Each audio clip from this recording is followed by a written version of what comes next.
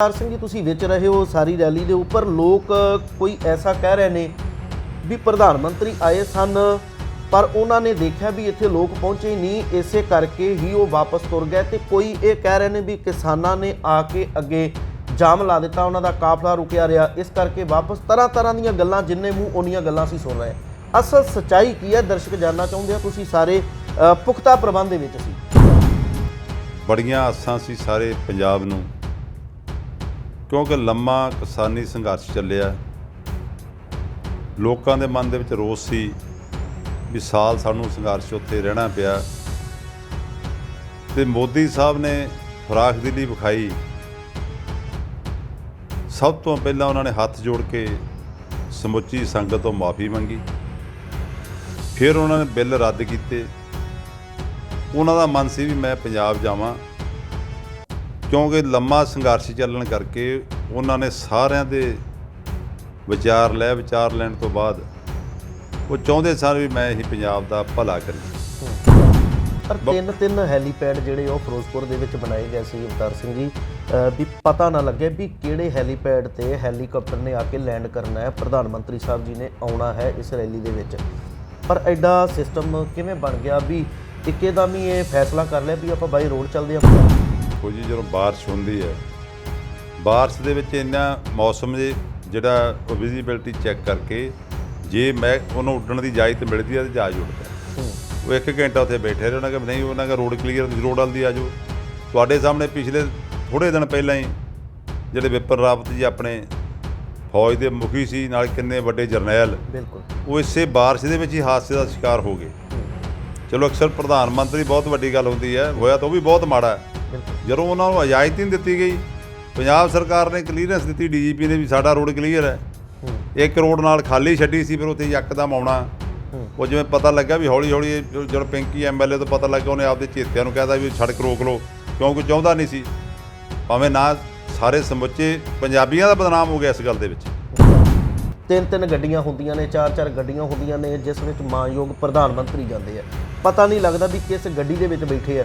ਇੱਥੇ ਉਹ 3-4 ਗੱਡੀਆਂ ਦੇਖਣ ਨੂੰ ਮਿਲੀਆਂ, ਇੱਕ ਗੱਡੀ ਮਿਲ ਗਈ, ਕਿਤੇ ਨਾ ਕਿਤੇ ਨਾਕਾਮੀ ਤਾਂ ਸਾਰੇ ਗ੍ਰਹਿ ਮੰਤਰਾਲੇ ਦੀ ਮਿਲੀ ਹੈ। ਅਸਲ ਦੇ ਵਿੱਚ ਨਾ ਜੀ ਮੌਸਮ ਦੀ ਖਰਾਬੀ ਕਰਕੇ ਹੀ ਸਾਰਾ ਜਿਹੜਾ ਇਹ ਚੱਕਰ ਪਿਆ। ਨੇ ਹੈਲੀਪੈਡ ਦੇ ਤਿੰਨ ਤਾਂ ਬਣਾਏ ਗਏ ਨਾ, ਉਹਨਾਂ ਨੇ ਸ਼ਹੀਦਾਂ ਨੂੰ ਵੀ ਨਤਮਸਤਕ ਹੋਣ ਆਉਣਾ ਸੀ, ਉੱਥੇ ਨਤਮਸਤਕ ਹੋ ਕੇ ਉੱਥੋਂ ਉੱਡ ਕੇ ਤਿੰਨ ਦਾ ਮਤਲਬ ਇਹ ਜੇ ਪ੍ਰਧਾਨ ਮੰਤਰੀ ਆਉਂਦੇ ਆ ਉਹਨਾਂ ਦੇ ਨਾਲ 3 ਹੈਲੀਕਾਪਟਰ ਚੱਲਦੇ ਆ ਵੀ ਪਤਾ ਨਾ ਹੋਵੇ ਵੀ ਕਿਹੜੇ 'ਚ ਹੈ, ਕਿਉਂਕਿ ਨਾਲ ਗੁਆਂਢੀ ਜਿਹੜਾ ਸੂਬਾ ਪਾਕਿਸਤਾਨ ਹੈ ਖਾਸ ਕਰਕੇ, ਤੁਹਾਨੂੰ ਪਤਾ ਉਹਦਾ ਹੁਣ ਵੀ ਰੋਜ਼ ਸ਼ਰਾਰਤਾਂ ਕਰਦੇ ਆ।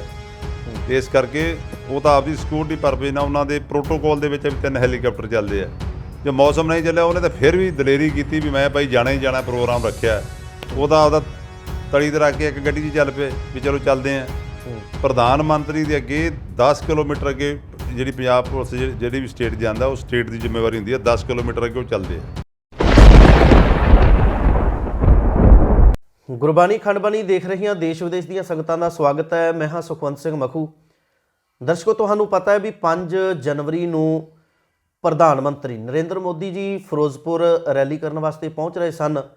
ਫਿਰੋਜ਼ਪੁਰ ਦੇ ਬਿਲਕੁਲ ਲਾਗਿਓਂ ਹੀ ਪਿੰਡ ਪਿਆਰਿਆਂ ਨੇ ਆ ਕੇ 15-20 ਮਿੰਟ ਉਹਨਾਂ ਦਾ ਕਾਫਲਾ ਖੜਾ ਰਹਿੰਦਾ ਹੈ, ਪਰ ਪੁਖਤਾ ਪ੍ਰਬੰਧ ਨਾ ਦੇਖਦਿਆਂ ਹੋਇਆਂ ਮਾਨਯੋਗ ਪ੍ਰਧਾਨ ਮੰਤਰੀ ਵੱਲੋਂ ਵਾਪਸੀ ਦਾ ਜਿਹੜਾ ਮਨ ਬਣਾ ਲਿਆ ਜਾਂਦਾ ਹੈ ਔਰ ਜਾਂਦਿਆਂ ਬਠਿੰਡੇ ਏਅਰਪੋਰਟ ਦੇ ਉੱਪਰ ਪੰਜਾਬ ਦੇ ਵਿੱਤ ਮੰਤਰੀ ਮਨਪ੍ਰੀਤ ਸਿੰਘ ਬਾਦਲ ਨੂੰ ਕਿਹਾ ਜਾਂਦਾ ਹੈ ਵੀ ਆਪਣੇ ਸੀਐਮ ਨੂੰ ਕਹਿ ਦਿਆ ਜੇ ਵੀ ਮੈਂ ਜਿਉਂਦਾ ਵਾਪਸ ਆ ਗਿਆ, ਤੇ ਪ੍ਰਧਾਨ ਮੰਤਰੀ ਦਿੱਲੀ ਨੂੰ ਵਾਪਸ ਚਾਲੇ ਪਾ ਦਿੰਦੇ ਆ। ਪ੍ਰਧਾਨ ਮੰਤਰੀ ਤਾਂ ਵਾਪਸ ਚਲੇ ਗਏ, ਉਸ ਤੋਂ ਬਾਅਦ ਦੇ ਵਿੱਚ ਅੱਜ ਦੀ ਸਿਆਸਤ, ਅੱਜ ਪੰਜਾਬ ਦਾ ਜੋ ਮਾਹੌਲ ਬਣ ਚੁੱਕਾ ਹੈ ਦਰਸ਼ਕੋ, ਸਭ ਕੁਝ ਤੁਸੀਂ ਦੇਖ ਰਹੇ ਹੋ। ਕਿਤੇ ਚਰਨਜੀਤ ਚੰਨੀ ਦੇ ਪੁਤਲੇ ਫੂਕੇ ਜਾ ਰਹੇ ਆ, ਕਿਤੇ ਬੀਜੇਪੀ ਦੇ ਹੱਕ ਦੇ ਵਿੱਚ ਨੌਜਵਾਨ ਜਿਹੜੇ ਉਹ ਨਿੱਤਰ ਕੇ ਜਿੰਦਾਬਾਦ ਦੇ ਨਾਅਰੇ ਲਾ ਰਹੇ ਆ, ਕਿਤੇ ਲੁਧਿਆਣੇ ਦੇ ਵਿੱਚ ਸਾਨੂੰ ਇਹੋ ਜਿਹਾ ਵੀ ਮਾਹੌਲ ਦੇਖਣ ਨੂੰ ਮਿਲਿਆ ਵੀ ਜਿੱਥੇ ਲਾਠੀਚਾਰਜ ਦੀ ਜਿਹੜੀ ਆ ਉਹ ਵੀ ਨੌਬਤ ਆਉਂਦੀ ਦਿਸੀ ਹੈ। ਅੱਜ ਦੀਆਂ ਲਾਈਵ ਤਸਵੀਰਾਂ ਅਸੀਂ ਦੇਖ ਰਹੇ ਸਾਂ ਤੇ ਬਹੁਤ ਲੰਮਾ ਸਮਾਂ ਸ਼੍ਰੋਮਣੀ ਅਕਾਲੀ ਦਲ ਦੇ ਵਿੱਚ ਰਿਹਾ ਪਰਿਵਾਰ ਸਰਦਾਰ ਹਰੀ ਸਿੰਘ ਜੀ ਜੀਰਾ, ਉਹਨਾਂ ਦੇ ਸੁਪੁੱਤਰ ਸਰਦਾਰ ਅਵਤਾਰ ਸਿੰਘ ਜੀ ਮਿੰਨਾ, ਜਿਹੜੇ ਹੁਣ ਕੁਝ ਸਮਾਂ ਪਹਿਲਾਂ ਹੀ ਬੀਜੇਪੀ ਦੇ ਵਿੱਚ ਸ਼ਾਮਲ ਹੋਏ ਹੈ। ਸੋ ਇਸ ਰੈਲੀ ਦੇ ਵਿੱਚ ਇਹਨਾਂ ਦਾ ਵੀ ਯੋਗਦਾਨ ਰਿਹਾ ਹੈ, ਇਹਨਾਂ ਨੇ ਲਾਗਿਓ ਹੋ ਕੇ ਸਾਰਾ ਮਾਹੌਲ ਦੇਖਿਆ। ਦਰਸ਼ਕੋ, ਕੀ ਉਸ ਵਕਤ ਦੀ ਘਟਨਾ ਸੀ ਕਿਸ ਪ੍ਰਕਾਰ ਦਾ ਉਹ ਮਾਹੌਲ ਸੀ, ਅਸਲ ਸਚਾਈ ਕੀ ਹੈ, ਸਭ ਕੁਝ ਜਾਣਨ ਦੀ ਅਸੀਂ ਕੋਸ਼ਿਸ਼ ਕਰਾਂਗੇ। ਸਭ ਤੋਂ ਪਹਿਲਾਂ ਅਵਤਾਰ ਸਿੰਘ ਜੀ ਮਿੰਨਾ ਹੋਣਾ ਦਾ ਅਸੀਂ ਧੰਨਵਾਦ ਕਰਦੇ ਹਾਂ, ਫਤਿਹ ਦੀ ਸਾਂਝ ਪਾਉਂਦੇ ਹਾਂ। ਅਵਤਾਰ ਸਿੰਘ ਜੀ, ਵਾਹਿਗੁਰੂ ਜੀ ਕਾ ਖਾਲਸਾ, ਵਾਹਿਗੁਰੂ ਜੀ ਕੀ ਫਤਿਹ। ਸਰਦਾਰ ਅਵਤਾਰ ਸਿੰਘ ਜੀ, ਤੁਸੀਂ ਵਿੱਚ ਰਹੇ ਹੋ ਸਾਰੀ ਰੈਲੀ ਦੇ ਉੱਪਰ। ਲੋਕ ਕੋਈ ਐਸਾ ਕਹਿ ਰਹੇ ਨੇ ਵੀ ਪ੍ਰਧਾਨ ਮੰਤਰੀ ਆਏ ਸਨ ਪਰ ਉਹਨਾਂ ਨੇ ਦੇਖਿਆ ਵੀ ਇੱਥੇ ਲੋਕ ਪਹੁੰਚੇ ਨਹੀਂ, ਇਸੇ ਕਰਕੇ ਹੀ ਉਹ ਵਾਪਸ ਤੁਰ ਗਏ। ਤੇ ਕੋਈ ਇਹ ਕਹਿ ਰਹੇ ਨੇ ਵੀ ਕਿਸਾਨਾਂ ਨੇ ਆ ਕੇ ਅੱਗੇ ਜਾਮ ਲਾ ਦਿੱਤਾ, ਉਹਨਾਂ ਦਾ ਕਾਫਲਾ ਰੁਕਿਆ ਰਿਹਾ, ਇਸ ਕਰਕੇ ਵਾਪਸ। ਤਰ੍ਹਾਂ ਦੀਆਂ ਗੱਲਾਂ, ਜਿੰਨੇ ਮੂੰਹ ਉਨੀਆਂ ਗੱਲਾਂ ਅਸੀਂ ਸੁਣ ਰਹੇ ਹਾਂ। ਅਸਲ ਸੱਚਾਈ ਕੀ ਹੈ, ਦਰਸ਼ਕ ਜਾਨਣਾ ਚਾਹੁੰਦੇ ਆ। ਤੁਸੀਂ ਸਾਰੇ ਪੁਖਤਾ ਪ੍ਰਬੰਧ ਦੇ ਵਿੱਚ ਸੀ। ਬੜੀਆਂ ਆਸਾਂ ਸੀ ਸਾਰੇ ਪੰਜਾਬ ਨੂੰ, ਕਿਉਂਕਿ ਲੰਮਾ ਕਿਸਾਨੀ ਸੰਘਰਸ਼ ਚੱਲਿਆ। ਲੋਕਾਂ ਦੇ ਮਨ ਦੇ ਵਿੱਚ ਰੋਸ ਸੀ ਵੀ ਸਾਲ ਸਾਨੂੰ ਸੰਘਰਸ਼ ਉੱਥੇ ਰਹਿਣਾ ਪਿਆ, ਤੇ ਮੋਦੀ ਸਾਹਿਬ ਨੇ ਫਰਾਖਦਿਲੀ ਵਿਖਾਈ। ਸਭ ਤੋਂ ਪਹਿਲਾਂ ਉਹਨਾਂ ਨੇ ਹੱਥ ਜੋੜ ਕੇ ਸਮੁੱਚੀ ਸੰਗਤ ਤੋਂ ਮਾਫੀ ਮੰਗੀ, ਫਿਰ ਉਹਨਾਂ ਨੇ ਬਿੱਲ ਰੱਦ ਕੀਤੇ। ਉਹਨਾਂ ਦਾ ਮਨ ਸੀ ਵੀ ਮੈਂ ਪੰਜਾਬ ਜਾਵਾਂ, ਕਿਉਂਕਿ ਲੰਮਾ ਸੰਘਰਸ਼ ਚੱਲਣ ਕਰਕੇ ਉਹਨਾਂ ਨੇ ਸਾਰਿਆਂ ਦੇ ਵਿਚਾਰ ਲੈਣ ਤੋਂ ਬਾਅਦ ਉਹ ਚਾਹੁੰਦੇ ਸਨ ਵੀ ਮੈਂ ਹੀ ਪੰਜਾਬ ਦਾ ਭਲਾ ਕਰੀਏ। ਤੁਸੀਂ ਪਹਿਲਾਂ ਪੜ੍ਹਦੇ ਰਹੇ, 2-3 ਦਿਨ ਅਖਬਾਰਾਂ 'ਚ ਆਉਂਦਾ ਰਿਹਾ ਵੀ 48,000 ਕਰੋੜ ਦੇ ਪ੍ਰੋਜੈਕਟ, ਚਾਹੇ ਉਹ ਸੜਕਾਂ ਸੀ ਮੇਨ, ਜਿਹੜੀ ਵੈਸ਼ਨੋ ਦੇਵੀ ਤੋਂ ਲੈ ਕੇ ਸੀ, ਜਾਂ ਇੱਕ ਦੋ ਹੋਰ ਵੱਡੀਆਂ ਸੜਕਾਂ ਪ੍ਰੋਜੈਕਟ ਸੀ, ਭਾਰਤਮਾਲਾ ਸੜਕਾਂ ਦੇ ਪ੍ਰੋਜੈਕਟ ਸੀ। ਸਭ ਤੋਂ ਵੱਡੀ ਜਿਹੜੀ ਗੱਲ ਖਾਸ ਕਰਕੇ ਆਪਣੇ ਬਾਰਡਰ ਜਿਹੜੇ ਡਿਸਟ੍ਰਿਕਟ ਹੈ, ਮੇਨ ਫਿਰੋਜ਼ਪੁਰ ਵਾਸੀਆਂ ਵਾਸਤੇ ਫਾਜ਼ਿਲਕਾ, ਕਿਉਂਕਿ ਜਿਹੜਾ PGI ਦਾ ਸੈਟੇਲਾਈਟ ਸੈਂਟਰ ਇੱਥੇ ਬਣਨਾ ਸੀ, ਪਿਛਲੇ ਆਪਾਂ 5-7 ਸਾਲ ਤੋਂ ਵੇਖ ਰਹੇ ਹਾਂ, ਕਦੇ ਪਿੰਕੀ ਆ ਕੇ ਉੱਥੇ ਬੋਰਡ ਲਾ ਜਾਂਦਾ ਮੈਂ ਬਣਾ ਰਿਹਾ, ਕਦੇ ਕੋਈ ਲਾ ਜਾਂਦਾ ਸੀ, ਕਦੇ ਕੋਈ ਲਾਈ ਜਾਂਦਾ, ਜਦੋਂ ਕਿ ਸਭ ਨੂੰ ਪਤਾ ਹੈ ਵੀ ਇਹ ਜਿਹੜੇ ਪ੍ਰੋਜੈਕਟ ਹੈ ਸੈਂਟਰ ਸਰਕਾਰ ਦੇ ਆ। ਜਦੋਂ ਸੈਂਟਰ ਸਰਕਾਰ ਦੀ ਨਿਗਾਹ ਸਵੱਲੀ ਹੋ ਗਈ, ਜੇ ਉਸੇ ਵੇਲੇ ਨੇਪਰੇ ਚੜ੍ਹ ਜਾਣੇ ਆ। ਬੜੀ ਲੋਕਾਂ ਨੂੰ ਆਸ ਸੀ ਉਸ ਗੱਲ ਦੀ, ਅਤੇ ਲੋਕਾਂ ਦੇ ਮਨ 'ਚ ਚਾਅ ਵੀ ਬਹੁਤ ਸੀ। ਕੁਝ ਜਿਹੜੇ ਆਪਦੇ ਆਪ ਨੂੰ ਮੈਂ ਕਹੂੰਗਾ ਕਿਸਾਨੀ ਦੇ ਨਕਾਬ ਆਪਦੇ ਉੱਤੇ ਪਹਿਨ ਕੇ ਬੰਦੇ ਪੰਜਾਬ ਸਰਕਾਰ ਦੇ ਹੀ ਛੱਡੇ ਹੋਏ ਸੀ। ਹੌਲੀ ਹੌਲੀ ਕੇਂਦਰ ਦੀਆਂ ਏਜੰਸੀਆਂ ਵੀ ਲੱਗੀਆਂ, ਪੰਜਾਬ ਦੀਆਂ ਏਜੰਸੀਆਂ ਵੀ ਲੱਗੀਆਂ, ਜਿਹੜੀ ਉਹ ਬਿੱਲੀ ਉਹ ਥੈਲੇ 'ਚ ਬਾਹਰ ਆ ਜਾਣੀ ਹੈ, ਪਤਾ ਲੱਗ ਜਾਣਾ ਵੀ ਇਹ ਕਿਹੜੇ ਕਿਹੜੇ ਬੰਦੇ ਸੀ। ਕਿਉਂਕਿ ਪ੍ਰਧਾਨ ਮੰਤਰੀ ਦਾ ਇੱਕ ਪ੍ਰੋਟੋਕੋਲ ਹੁੰਦਾ ਹੈ ਵੀ ਜਿੱਥੇ ਵੀ ਪ੍ਰਧਾਨ ਮੰਤਰੀ ਜਾਣ ਜਾਂ ਰਾਸ਼ਟਰਪਤੀ ਜੀ ਜਾਣ, ਉਸ ਸੂਬੇ ਦੇ ਮੁੱਖ ਮੰਤਰੀ ਨੇ ਉੱਥੇ ਆਉਣਾ ਹੀ ਹੁੰਦਾ। ਜੇ ਰਾਸ਼ਟਰਪਤੀ ਜੀ ਆਉਂਦੇ ਆ, ਫਿਰ ਗਵਰਨਰ ਸਾਹਿਬ ਨੂੰ ਨਾਲ ਆਉਣਾ ਪੈਂਦਾ। ਤੁਸੀਂ ਆ ਵਿਰੋਧੀ ਪਾਰਟੀਆਂ ਜਿਹੜੇ ਪੁਰਾਣੇ CM ਰਹੇ, ਉਹਨਾਂ ਦੇ ਬਿਆਨ ਵੀ ਸੁਣੇ ਹੋਣੇ ਆ ਵੀ ਜੇ CM ਨਹੀਂ ਸੀ ਤਾਂ 2 ਡਿਪਟੀ CM ਸੀ, ਉਹ ਆ ਜਾਂਦੇ, ਕਿਉਂਕਿ ਸਾਰੀ ਸਾਜ਼ਿਸ਼ ਗਿਣੀ ਮਥੀ ਸੀ। ਨਾ ਕੋਈ ਪੰਜਾਬ ਦਾ DGP ਦਾ ਫਰਜ਼ ਬਣਦਾ ਸੀ ਆਉਣ ਦਾ। ਉਹ ਨਹੀਂ ਚਾਹੁੰਦੇ ਸੀ ਵੀ ਮੋਦੀ ਜੀ ਇੱਥੇ ਆ ਕੇ ਇੰਨੇ ਵੱਡੇ ਪ੍ਰੋਜੈਕਟ ਲੋਕਾਂ ਨੂੰ ਰਾਹ ਦੇ ਜਾਣ। ਉਹਨਾਂ ਦੇ ਮਨ ਦੇ ਵਿੱਚ ਇੱਕੋ ਡਰ ਪੈਦਾ ਹੋ ਗਿਆ ਸੀ ਵੀ ਉਹਨਾਂ ਦੇ ਆਉਣ ਦੇ ਨਾਲ ਜੇ ਲੋਕ ਹੈ ਇੱਕਦਮ BJP ਲਈ ਭੱਜ ਪੈਣਗੇ। ਪਰ ਇੱਥੇ ਇੱਕ ਇਹ ਹੈ ਅਵਤਾਰ ਸਿੰਘ ਜੀ, ਵੀ ਜਿਹੜੇ ਕਿਸਾਨਾਂ ਦੀ ਆਪਾਂ ਗੱਲ ਕੀਤੀ ਹੈ ਵੀ ਕਿਸਾਨਾਂ ਨੇ ਅੱਗੇ ਕਿਸਾਨ ਤਾਂ ਕਹਿੰਦੇ ਸੀ 2-2.5 ਕਿਲੋਮੀਟਰ ਪਰਲੇ ਪਾਸੇ ਸਾਂ, ਸਾਡੇ ਤੋਂ ਤਾਂ 2.5-3 ਕਿਲੋਮੀਟਰ ਦੂਰੀ 'ਤੇ ਹੀ ਪ੍ਰਧਾਨ ਮੰਤਰੀ ਨਰਿੰਦਰ ਮੋਦੀ ਦਾ ਜਿਹੜਾ ਕਾਫਲਾ ਰੁਕਿਆ, ਅਸੀਂ ਨਹੀਂ ਰੋਕਿਆ। ਚਲੋ ਜੀ ਵੇਖੋ, ਜਿਹੜੇ ਆ ਕਿਸਾਨ ਯੂਨੀਅਨਾਂ ਦਾ ਫਰਜ਼ ਹੀ ਨਹੀਂ ਬਣਦਾ ਸੀ ਜਦੋਂ ਤੁਹਾਡੇ ਸਾਹਮਣੇ ਆ ਕੁੱਲਗੜੀ ਧਰਨਾ ਲਾਈ ਰੱਖਿਆ। ਇਹਨਾਂ ਦਾ ਫਰਜ਼ ਬਣਦਾ ਸੀ ਵੀ ਪ੍ਰਧਾਨ ਮੰਤਰੀ ਫਰਾਖਦਿਲੀ ਜੇ ਕੋਈ ਨਾ ਦਿੰਦਾ ਫਿਰ ਮੁਜ਼ਾਹਰੇ ਕਰੀ ਜਾਂਦੇ। ਦੱਸੋ, ਉਹ ਪ੍ਰਧਾਨ ਮੰਤਰੀ ਮੁੜ ਗਏ, ਨੁਕਸਾਨ ਸਾਡਾ ਸਮੁੱਚੇ ਪੰਜਾਬ ਦਾ ਤਾਂ ਹੋਇਆ ਹੀ ਹੋਇਆ। ਖਾਸ ਕਰਕੇ ਫਿਰੋਜ਼ਪੁਰ ਵਾਸੀਆਂ ਦੀ ਜਿਹੜੀ ਆਸਾਂ ਸੀ ਵੀ ਆਪਾਂ ਹਸਪਤਾਲ ਦਾ ਜਦੋਂ ਬੰਦਾ ਆਉਂਦਾ, ਰਸ਼ ਵੇਖਦਾ, ਖੁਸ਼ੀ ਨੇ ਵੱਧ ਦੇ ਜਾਂਦਾ। ਅੱਜ ਇੱਕ ਐਡਾ ਪ੍ਰਧਾਨ ਮੰਤਰੀ ਜੀ ਜਿਹੜੇ ਹੁੰਦੇ ਆ, ਉਹ ਕਿਸੇ ਇੱਕ ਪਾਰਟੀ ਦੇ ਨਹੀਂ ਹੁੰਦੇ। ਜਦੋਂ ਪ੍ਰਧਾਨ ਮੰਤਰੀ ਸਮੁੱਚੇ ਦੇਸ਼ ਦਾ ਹੁੰਦਾ, ਉਹਨੇ ਸਮੁੱਚੇ ਦੇਸ਼ ਦਾ ਸੋਚਣਾ ਹੁੰਦਾ। ਇਸ ਕਰਕੇ ਉਹਦਾ ਅਮਾਨ ਸਾਡਾ ਫਰਜ਼ ਨਹੀਂ ਸੀ। ਖਾਸ ਕਰਕੇ ਸਾਡੇ ਮੁੱਖ ਮੰਤਰੀ ਸਾਹਿਬ ਦਾ ਫਰਜ਼ ਬਣਦਾ ਸੀ ਲਾਅ ਐਂਡ ਆਰਡਰ ਨੂੰ ਪੂਰੀ ਤਰ੍ਹਾਂ ਕਾਇਮ ਰੱਖਦੇ। ਹੁਣ ਰੌਲਾ ਪਾਈ ਜਾਂਦੇ ਆ ਵੀ ਉੱਥੇ ਇਕੱਠ ਨਹੀਂ ਹੋਇਆ। ਇਕੱਠ ਸਾਡਾ ਹੋਣ ਤਾਂ ਦਿੰਦੇ, ਚਲੋ ਭਾਵੇਂ ਮੀਂਹ ਪਿਆ, ਕੁਛ ਪਿਆ, ਲੋਕ ਤਾਂ ਉੱਥੇ ਕੁਰਸੀ ਤੇ ਕੁਰਸੀ ਉੱਤੇ ਲੈ ਕੇ ਬੈਠੇ, ਅਸੀਂ ਉੱਥੇ ਮੌਕੇ 'ਤੇ ਪਹੁੰਚ ਗਏ ਸੀ। ਦੂਸਰੀ ਜਿਹੜੀ ਗੱਲ ਤੁਸੀਂ ਕਿਹਾ ਵੀ ਕਿਸਾਨਾਂ ਦੇ ਅੱਗੇ ਬੈਠੇ, ਕਿਸਾਨ ਤਾਂ ਵੇਖੋ ਸਾਰੇ ਬੈਠੇ ਸੀ। ਜੌਣੇ ਵਾਲੇ ਬੈਠੇ ਰਹੇ, ਪਿੱਛੇ ਬੈਠੇ ਰਹੇ, ਬੱਸਾਂ ਰਾਹ 'ਚ ਰੋਕੀਆਂ, ਸਾਰੇ ਪੰਜਾਬ ਦੇ ਵਿੱਚ ਹੀ। ਵਾਪਸੀ 'ਤੇ ਅਸੀਂ ਆਹ ਪਿੰਡਾਂ ਵਿੱਚ ਹੀ ਹੋ ਕੇ ਆਏ। ਇਸ ਕਰਕੇ ਪਰ ਤਿੰਨ ਹੈਲੀਪੈਡ ਜਿਹੜੇ ਉਹ ਫਿਰੋਜ਼ਪੁਰ ਦੇ ਵਿੱਚ ਬਣਾਏ ਗਏ ਸੀ ਅਵਤਾਰ ਸਿੰਘ ਜੀ, ਵੀ ਪਤਾ ਨਾ ਲੱਗੇ ਵੀ ਕਿਹੜੇ ਹੈਲੀਪੈਡ ਤੇ ਹੈਲੀਕਾਪਟਰ ਨੇ ਆ ਕੇ ਲੈਂਡ ਕਰਨਾ ਹੈ, ਪ੍ਰਧਾਨ ਮੰਤਰੀ ਸਾਹਿਬ ਜੀ ਨੇ ਆਉਣਾ ਹੈ ਇਸ ਰੈਲੀ ਦੇ ਵਿੱਚ। ਪਰ ਐਡਾ ਸਿਸਟਮ ਕਿਵੇਂ ਬਣ ਗਿਆ ਵੀ ਇੱਕਦਮ ਹੀ ਇਹ ਫੈਸਲਾ ਕਰ ਲਿਆ ਵੀ ਆਪਾਂ ਬਾਈ ਰੋਡ ਚੱਲਦੇ ਹਾਂ, ਬਾਈ ਕਾਰ ਚੱਲਦੇ ਹਾਂ? ਤੁਸੀਂ ਵੇਖੋ ਜੀ, ਜਦੋਂ ਬਾਰਿਸ਼ ਹੁੰਦੀ ਹੈ, ਬਾਰਿਸ਼ ਦੇ ਵਿੱਚ ਇੰਨਾ ਮੌਸਮ ਦੇ ਜਿਹੜਾ ਉਹ ਵਿਜ਼ੀਬਿਲਟੀ ਚੈੱਕ ਕਰਕੇ ਜੇ ਮੈਂ ਉਹਨੂੰ ਉੱਡਣ ਦੀ ਇਜਾਜ਼ਤ ਮਿਲਦੀ ਹੈ ਤਾਂ ਜਹਾਜ਼ ਉੱਡਦਾ। ਉਹ 1 ਘੰਟਾ ਉੱਥੇ ਬੈਠੇ ਰਹੇ, ਉਹਨਾਂ ਕਿ ਨਹੀਂ, ਉਹਨਾਂ ਦਾ ਰੋਡ ਕਲੀਅਰ, ਤੁਸੀਂ ਰੋਡ ਵੱਲ ਦੀ ਆ ਜਾਓ। ਤੁਹਾਡੇ ਸਾਹਮਣੇ ਪਿਛਲੇ ਥੋੜ੍ਹੇ ਦਿਨ ਪਹਿਲਾਂ ਹੀ ਜਿਹੜੇ ਵਿਪਨ ਰਾਵਤ ਜੀ ਆਪਣੇ ਫੌਜ ਦੇ ਮੁਖੀ ਸੀ, ਨਾਲ ਕਿੰਨੇ ਵੱਡੇ ਜਰਨੈਲ, ਬਿਲਕੁਲ ਉਹ ਇਸੇ ਬਾਰਿਸ਼ ਦੇ ਵਿੱਚ ਹੀ ਹਾਦਸੇ ਦਾ ਸ਼ਿਕਾਰ ਹੋ ਗਏ। ਚਲੋ ਅਕਸਰ ਪ੍ਰਧਾਨ ਮੰਤਰੀ ਬਹੁਤ ਵੱਡੀ ਗੱਲ ਹੁੰਦੀ ਹੈ, ਹੋਇਆ ਤਾਂ ਉਹ ਵੀ ਬਹੁਤ ਮਾੜਾ ਹੈ। ਬਿਲਕੁਲ ਜਦੋਂ ਉਹਨਾਂ ਨੂੰ ਇਜਾਜ਼ਤ ਹੀ ਨਹੀਂ ਦਿੱਤੀ ਗਈ, ਪੰਜਾਬ ਸਰਕਾਰ ਨੇ ਕਲੀਅਰੈਂਸ ਦਿੱਤੀ, ਡੀਜੀਪੀ ਨੇ ਵੀ ਸਾਡਾ ਰੋਡ ਕਲੀਅਰ ਹੈ, 1 ਕਰੋੜ ਨਾਲ ਖਾਲੀ ਛੱਡੀ ਸੀ, ਫਿਰ ਉੱਥੇ ਯਕਦਮ ਆਉਣਾ। ਉਹ ਜਿਵੇਂ ਪਤਾ ਲੱਗਾ ਵੀ ਹੌਲੀ ਹੌਲੀ ਜਦੋਂ ਪਿੰਕੀ ਐਮਐਲਏ ਤੋਂ ਪਤਾ ਲੱਗਾ, ਉਹਨੇ ਆਪਦੇ ਚੇਤਿਆਂ ਨੂੰ ਕਹਿਤਾ ਵੀ ਸੜਕ ਰੋਕ ਲਓ, ਕਿਉਂਕਿ ਚਾਹੁੰਦਾ ਨਹੀਂ ਸੀ, ਭਾਵੇਂ ਨਾ ਸਾਰੇ ਸਮੁੱਚੇ ਪੰਜਾਬੀਆਂ ਦਾ ਬਦਨਾਮ ਹੋ ਗਿਆ ਇਸ ਗੱਲ ਦੇ ਵਿੱਚ। ਕਿਉਂਕਿ ਜੇ ਕੋਈ ਘਟਨਾ ਮਾੜੀ ਵਾਪਰ ਜਾਂਦੀ, ਆਪਾਂ ਨੂੰ ਤਾਂ ਇਹ 84 ਦੇ ਦੰਗੇ ਨਹੀਂ ਭੁੱਲੇ ਸੀ, ਤੁਹਾਡੇ ਸਾਹਮਣੇ ਵੇਖੋ। ਤੇ ਇਹ ਇਦੋਂ ਵੱਡਾ ਕਲੰਕ ਆਪਣੇ ਤੇ ਪੰਜਾਬੀਆਂ ਦੇ ਸਿਰ ਤੇ ਲੱਗ ਜਾਣਾ ਸੀ, ਜਿਹੜਾ ਆਪਣੇ ਤੋਂ ਸਾਰੀ ਜ਼ਿੰਦਗੀ ਨਹੀਂ ਧੋਇਆ ਜਾਣਾ ਸੀ। ਇੱਥੇ ਸਰਦਾਰ ਅਵਤਾਰ ਸਿੰਘ ਜੀ ਇਹ ਹੈ ਨਾ ਵੀ ਕੱਲਾ ਪੰਜਾਬ ਗੌਰਮੈਂਟ ਦੀ ਗੱਲ ਕਰੀਏ ਜਾਂ ਇੱਥੇ ਡੀਸੀਪੀ, ਸਾਰੀ ਜ਼ਿੰਮੇਵਾਰੀ ਤਾਂ ਗ੍ਰਹਿ ਮੰਤਰਾਲੇ ਦੀ ਹੈ ਨਾ। ਸਾਰੇ ਸੈਂਟਰ ਦੇ ਵਿੱਚੋਂ ਦੇਖੋ 3 ਗੱਡੀਆਂ ਹੁੰਦੀਆਂ ਨੇ, 4 ਗੱਡੀਆਂ ਹੁੰਦੀਆਂ ਨੇ, ਜਿਸ ਵਿੱਚ ਮਾਨਯੋਗ ਪ੍ਰਧਾਨ ਮੰਤਰੀ ਜਾਂਦੇ ਆ। ਪਤਾ ਨਹੀਂ ਲੱਗਦਾ ਵੀ ਕਿਸ ਗੱਡੀ ਦੇ ਵਿੱਚ ਬੈਠੇ ਆ, ਤੇ ਇੱਥੇ ਉਹ 3-4 ਗੱਡੀਆਂ ਦੇਖਣ ਨੂੰ ਨਹੀਂ ਮਿਲੀਆਂ, 1 ਗੱਡੀ ਮਿਲ ਗਈ। ਕਿਤੇ ਨਾ ਕਿਤੇ ਨਾਕਾਮੀ ਤਾਂ ਸਾਰੇ ਗ੍ਰਹਿ ਮੰਤਰਾਲੇ ਦੀ ਸਾਨੂੰ ਦੇਖਣ ਨੂੰ ਮਿਲੀ ਹੈ। ਅਸਲ ਦੇ ਵਿੱਚ ਨਾ ਜੀ, ਮੌਸਮ ਦੀ ਖਰਾਬੀ ਕਰਕੇ ਹੀ ਸਾਰਾ ਜਿਹੜਾ ਇਹ ਚੱਕਰ ਪਿਆ। ਨੇ ਹੈਲੀਪੈਡ ਦੇ 3 ਤਾਂ ਬਣਾਏ ਗਏ ਨਾ, ਉਹਨਾਂ ਨੇ ਸ਼ਹੀਦਾਂ ਨੂੰ ਵੀ ਨਤਮਸਤਕ ਹੋਣ ਆਉਣਾ ਸੀ, ਉੱਥੇ ਨਤਮਸਤਕ ਹੋ ਕੇ ਉੱਥੋਂ ਉੱਡ ਕੇ 3 ਦਾ ਮਤਲਬ ਇਹ ਹੈ ਵੀ ਜੇ ਪ੍ਰਧਾਨ ਮੰਤਰੀ ਆਉਂਦੇ ਆ, ਉਹਨਾਂ ਦੇ ਨਾਲ 3 ਹੈਲੀਕਾਪਟਰ ਚੱਲਦੇ ਆ ਜੀ, ਵੀ ਪਤਾ ਨਾ ਹੋਵੇ ਵੀ ਕਿਹੜੇ 'ਚ ਹੈ, ਕਿਉਂਕਿ ਨਾਲ ਗੁਆਂਢੀ ਜਿਹੜਾ ਸੂਬਾ ਪਾਕਿਸਤਾਨ ਹੈ ਖਾਸ ਕਰਕੇ, ਤੁਹਾਨੂੰ ਪਤਾ ਉਹ ਤਾਂ ਹੁਣ ਵੀ ਰੋਜ਼ ਸ਼ਰਾਰਤਾਂ ਕਰਦੇ ਆ, ਤੇ ਇਸ ਕਰਕੇ ਉਹ ਤਾਂ ਆਪਦੀ ਸਿਕਿਉਰਿਟੀ ਪਰਪਸ ਨਾਲ ਉਹਨਾਂ ਦੇ ਪ੍ਰੋਟੋਕੋਲ ਦੇ ਵਿੱਚ ਵੀ 3 ਹੈਲੀਕਾਪਟਰ ਚੱਲਦੇ ਆ। ਜੇ ਮੌਸਮ ਨਹੀਂ ਚੱਲਿਆ, ਉਹਨੇ ਤਾਂ ਫਿਰ ਵੀ ਦਲੇਰੀ ਕੀਤੀ ਵੀ ਮੈਂ ਭਾਈ ਜਾਣਾ ਹੀ ਜਾਣਾ, ਪ੍ਰੋਗਰਾਮ ਰੱਖਿਆ। ਉਹ ਤਾਂ ਆਪਦਾ ਤਲੀ ਤੇ ਰੱਖ ਕੇ 1 ਗੱਡੀ 'ਚ ਚੱਲ ਪਏ ਵੀ ਚਲੋ ਚੱਲਦੇ ਆ। ਪ੍ਰਧਾਨ ਮੰਤਰੀ ਦੇ ਅੱਗੇ 10 ਕਿਲੋਮੀਟਰ ਅੱਗੇ ਜਿਹੜੀ ਪੰਜਾਬ ਪੁਲਿਸ ਜਿਹੜੀ ਵੀ ਸਟੇਟ ਜਾਂਦਾ, ਉਹ ਸਟੇਟ ਦੀ ਜ਼ਿੰਮੇਵਾਰੀ ਹੁੰਦੀ ਹੈ। 10 ਕਿਲੋਮੀਟਰ ਅੱਗੇ ਉਹ ਚੱਲਦੇ ਆ, ਉਹਨਾਂ ਦੀ ਕੋਈ ਕਾਰਵਾਈ ਨਹੀਂ ਸੀ। ਤੁਸੀਂ ਇਹ ਪਤਾ ਵੀ ਉਹਦਾ ਪ੍ਰੋਟੋਕੋਲ ਚੈੱਕ ਕਰੋ। 10 ਕਿਲੋਮੀਟਰ ਅੱਗੇ ਉਹਦਾ ਆਪਦੀ ਇੱਕ ਸਕਾਊਟ ਕਹਿ ਲਓ ਵੀ ਜਿਹੜੀ ਪਾਇਲਟ ਅੱਗੇ ਚੱਲਦੀ ਹੈ, ਇੱਕ ਟੀਮ ਜੇ ਉਹ ਅੱਗੇ ਹੁੰਦੀ ਤਾਂ ਉਹ ਪੁਲ 'ਤੇ ਉਹਨਾਂ ਨੂੰ ਖੜਨਾ ਪੈਣਾ ਹੀ ਨਹੀਂ ਸੀ, ਉਹ ਚਲਾਈ ਨਹੀਂ। ਜੇ ਆਪਾਂ ਗ੍ਰਹਿ ਮੰਤਰਾਲੇ ਦੀ ਗੱਲ ਕਰੀਏ, ਗ੍ਰਹਿ ਮੰਤਰਾਲਾ ਦੁਆਰਾ ਜਹਾਜ਼ 'ਤੇ ਕਿੰਨੇ ਕੁ ਆ ਜਾਣਗੇ? 10, 20, 30, 50, 100, 200 ਬਾਜੂ। 10,000 ਬੰਦਾ ਸਿਕਿਉਰਿਟੀ 'ਤੇ ਲੱਗਾ ਸੀ।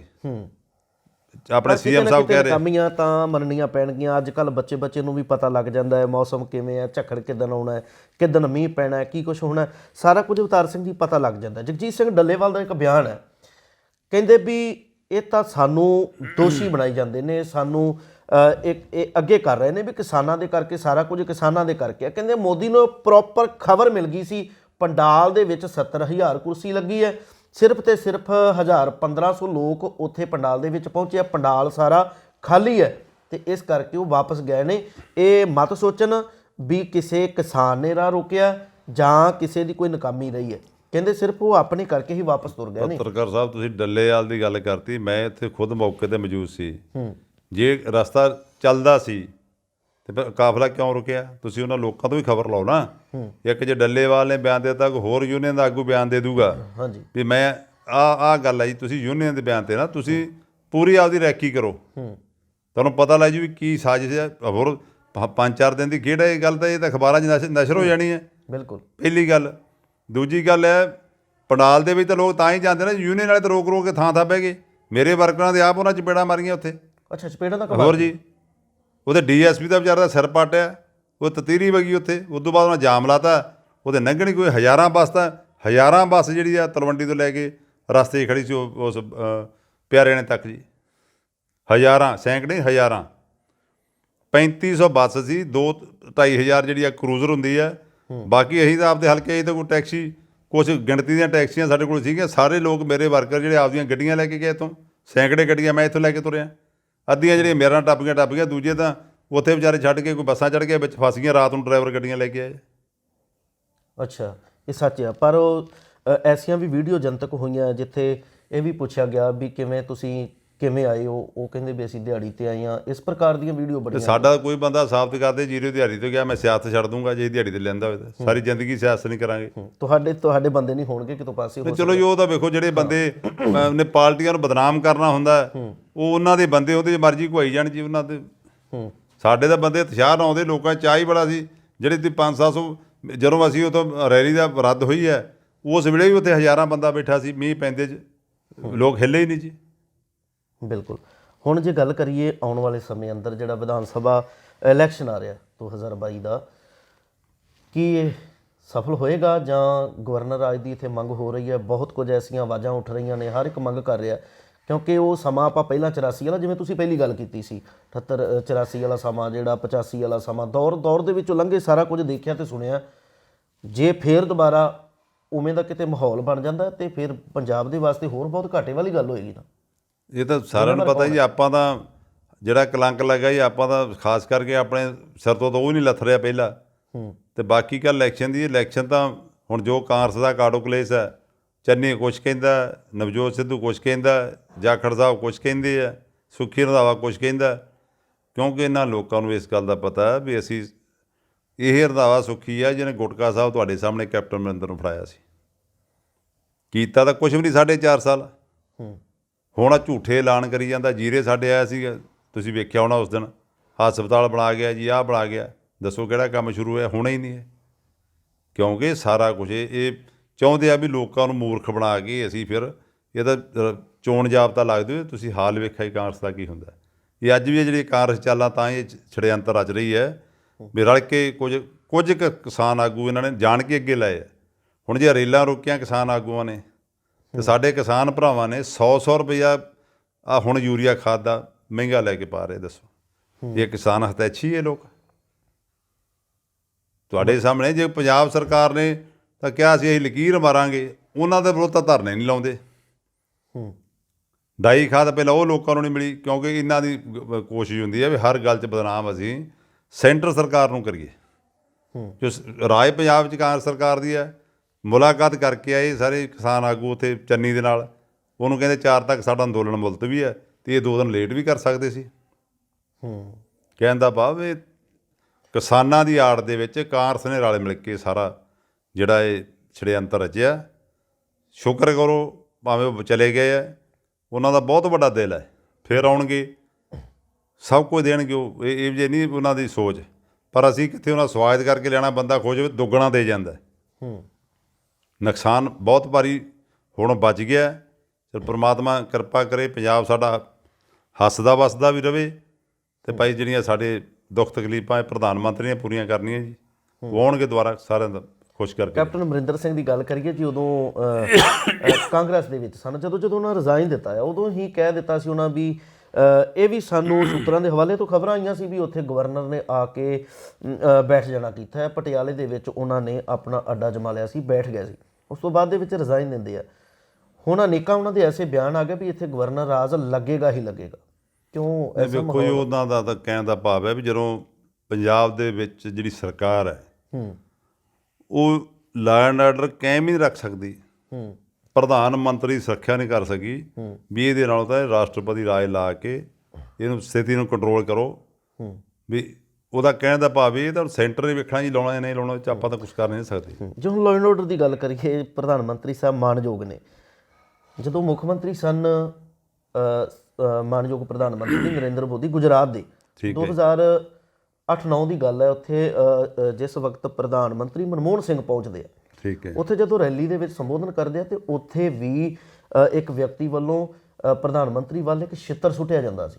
ਉੱਥੇ ਵੀ ਲਾਅ ਐਂਡ ਆਰਡਰ ਕਿਤੇ ਨਾ ਕਿਤੇ ਜ਼ਿੰਮੇਵਾਰੀ ਤਾਂ ਹਰ ਇੱਕ ਕਹਿੰਦਾ ਵੀ ਮੈਂ ਪੂਰੀ ਨਿਭਾਵਾਂ, ਪਰ ਕੋਈ ਐਸੀ ਘਟਨਾ ਹੋ ਜਾਂਦੀ ਹੈ ਫਿਰ ਜ਼ਿੰਮੇਵਾਰੀ ਉਹ ਬਹੁਤ ਵੱਡੇ ਉੱਥੇ ਜਿਹੜੇ ਆ ਉਹ ਸਵਾਲ ਖੜੇ ਹੋ ਜਾਂਦੇ ਆ।